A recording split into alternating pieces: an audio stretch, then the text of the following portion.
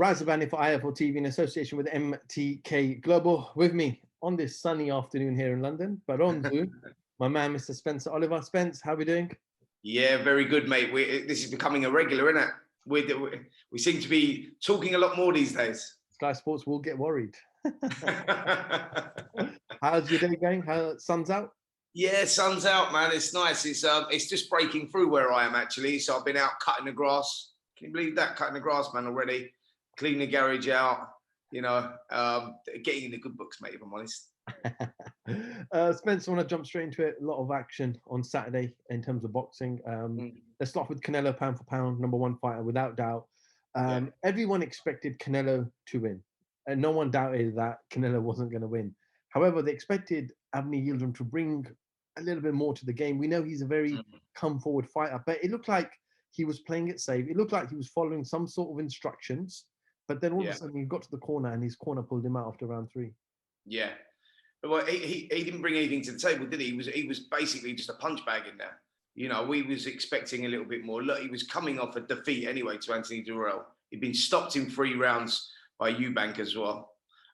So, you know, no one expected him to win, but we thought we might see a little bit more. We thought he might give it a little bit more, but I think Canelo just cemented his #1 status. He went out there and he just took control straight away. It was a solid performance, and that sets up the fight with Billy Joe, the fight that we all wanted to see. Billy Joe, for me, is the only super middleweight in the world out there at the moment that could give him problems. Stylistically, his style could create problems for Canelo, but that's a tough ask, man. It's a tough ask. We all know that. You know, I think, Billy will know it's a tough ask, but he's supremely confident. He's buzzing for it. I'm speaking to him tonight, actually, Billy, on our podcast, so that I do with Jake Wood, pound for pound. He's out there. He's out in training. He's in training camp at the moment. So yeah, it'd be good to catch up with him and get his thoughts on it. But I know he's buzzing for it. He's well up for it. Before we talk about that Billy Joe Saunders fight, Canelo obviously has now recently joined Eddie Hearn on a 2-3 fight deal. Obviously, he had those issues with Oscar De La Hoya before and Golden Boy Promotions. But me looking at him, and I'm not sure whether you agree with this, but he seems like he's more happy. He's smiling a lot. He's giving a lot more time to media. He's even speaking English at times as well. Do you see that as well? Yeah, absolutely. Like, he's like, he's active as well. He beat Callum Smith, just like 3 months ago. He's gone back in with Yildirim. He seems in a really good place, like you say. And yeah, it's the first time. I think it's the first time I heard him speak English actually in the post-fight interview. But yeah, he's in a really good place, mate. He's enjoying the sport at the moment. For boxers, when the boxers have been around a long time, it's difficult to stay motivated all the time. But Canelo's done so well, man, especially in this lockdown and stuff. He's sort of, since he come out of his contract, signed a free fight deal with Eddie, he seems in a really good place. Does he also kind of set the bar now for other fighters where he could have easily turned around and said, I've got mandatory, I'm going to wait till May. I'm going to wait till May, Cinco de Mayo, I'm going to fight my mandatory then. But no, he's decided, I want the big fights. I'm going to get rid of my mandatory as soon as possible so I can focus on these mega fights and eventually become undisputed super middleweight champion. Yeah. Just tells you his confidence, doesn't it? It's like, he just wants to fight anybody out there. I think he recognises as well, though, that, Billy Joe is recognised as probably the best super middleweight out there below him, or he's sort of certainly up there anyway. So he recognises he's in for a tough fight, but he's just supremely confident, man. He'll take on all comers, and he recognises that Billy Joe's a mandatory, and he wants to get it. He wants to sort of get all those belts together. Billy's bringing something to the table. I think that's why he's got the fight. Spence, as a fighter, when you have camps, when you have your fight, you then need a couple of weeks off to rest, recover before you go again. With the Callum Smith fight, he clearly said he had a week off. Yeah. Into the Yildirim camp. He's now 8 odd weeks away from Billy Joe, so he can't really afford to have more than a week or so off. So is that almost advantage Billy Joe, where he might tire himself out, or do you feel like, nah? Well, do you know what? Like, Billy Joe's been active as well. When did he last box? He last boxed Martin Murray in December, didn't he? December the 4th. Was it December the 4th? Around that time anyway, or December anyway. So he's been active. So he'll be in a good place. But I think the danger for Canelo is that he's doing too much, you know, because your body needs time to rest as well. People don't recognize that it's not the fight that takes it out of you. It's the training camp. It's the, you know, it's all the rounds that you do on the pads, all around you doing the sparring, the strength and conditioning. So, but look, he's got a great team around him.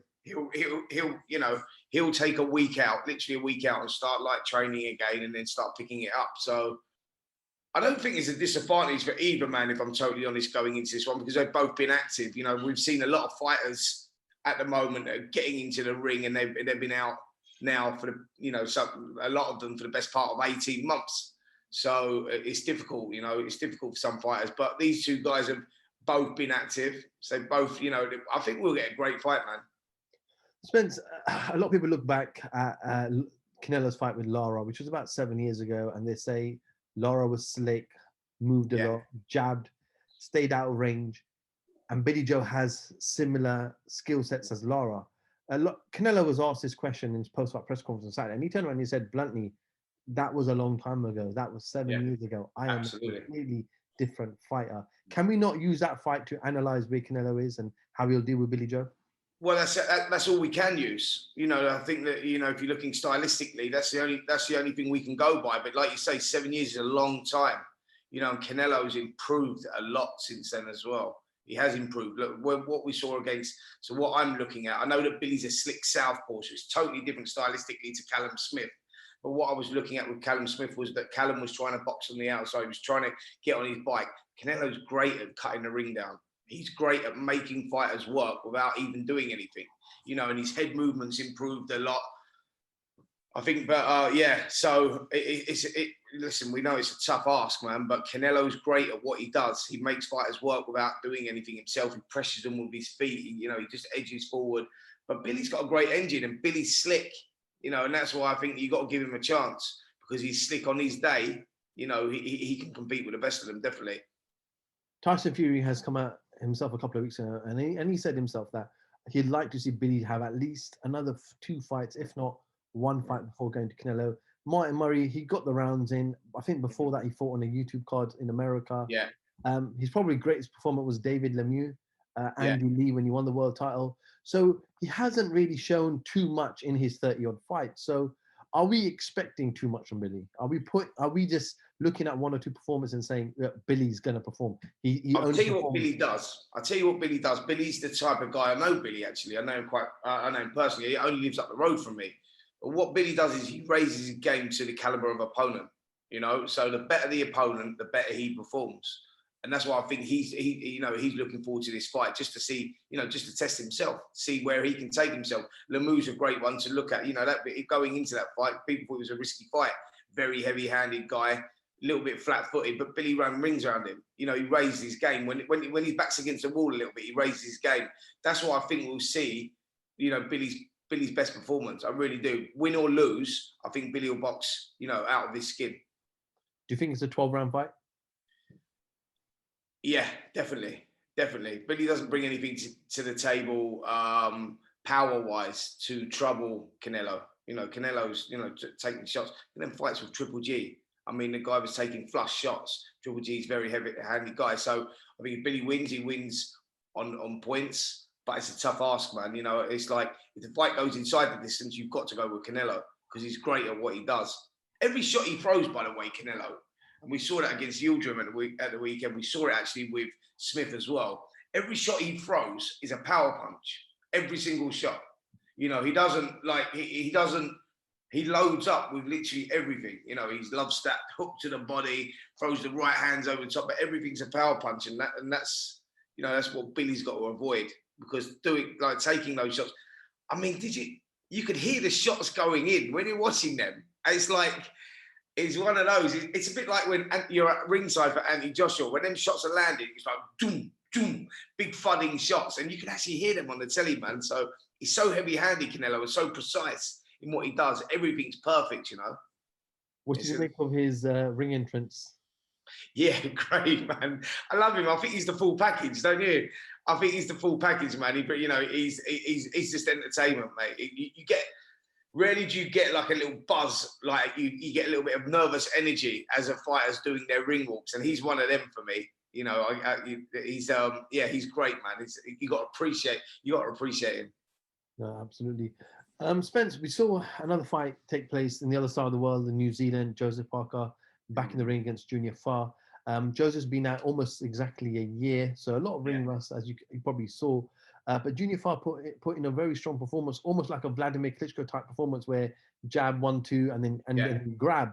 But how did you kind of see and assess Joe's performance? Well, listen, it was a tough night for him, if I'm honest. But them two have got history. A lot of people might not know that, but they boxed a couple of times as amateurs.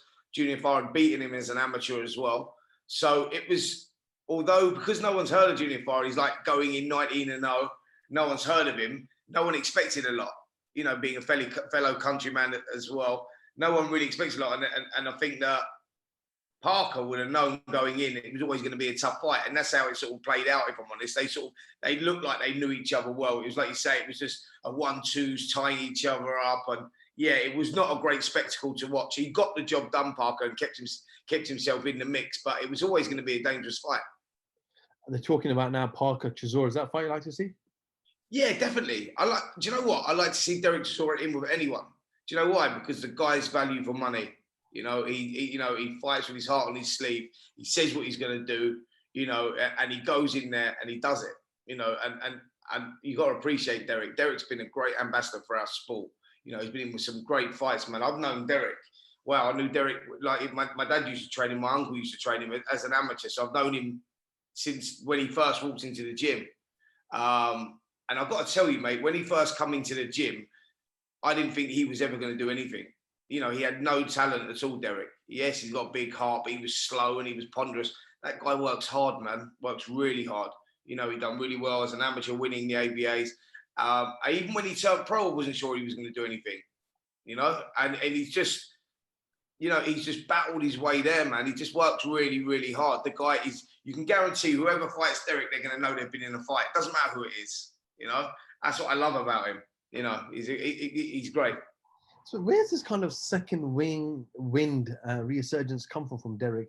You know, a few years ago, people thought he was on the decline. He seems like he's come out of nowhere, and he seems like he can go for another couple of years. Yeah, absolutely. Do you know why? Because he's fell in love with the sport again. That's why.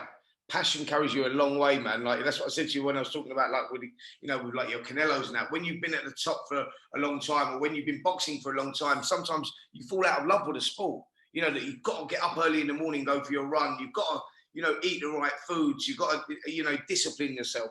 And it's difficult, man. It's not boxing's not a thing where you just train for 12 weeks for a fight. It's a lifestyle, where even when you're not fighting, you've got to keep yourself, in the right condition and do the right stuff. And, that's what Derek does. He trains all the time. Even when he's not fighting, he's training. He keeps himself, he puts on a little bit of weight and whatnot. But what I'm saying is he's always ticking over. And he's fell in love with the sport again. And I think that's where it's come from, if I'm honest, Raz. Okay. All right, Spence, thank you for giving me a little bit of time this afternoon. How's the app going? I know you've got a fitness app with Johnny Nelson. Oh, yeah, mate. It's going really well, man. Really well. So we just recorded some more stuff on Monday last week. And yeah, it was that's going to be good, man. It's coming out. So yeah, it's a BoxPro Fitness app, BoxPro Fitness. So you can download it. It's all free. Download it. But yeah, it's going really well. We're getting great response. And you can download that from the App Store and the Android. Yeah, go download it on Google Play or on your App Store. Yeah. So BoxPro Fitness. It's great, man. Have you got it yet? I've got it. That's why I asked you about it. Send me some videos. Let me know how you're getting on. So what we've got on there is we've got boxing tutorials. So we got you learn how to throw the jab, the cross, the hook, the uppercut, the basic stance, bit of foot movement, and then we've done a couple 2-round workout, 4-round workout. Then we've got some premium stuff coming out where I do a pad session, and there's 8-round workouts on there, 12-round workouts on there. It's good, man, really good. Surprised Johnny Nelson's body's still carrying him. You know what? Johnny Nelson's fit, man. There's still a little bit of life in that old goat yet. Don't worry. Spencer Oliver, IFL TV. Thank you very much. Cheers, Raz.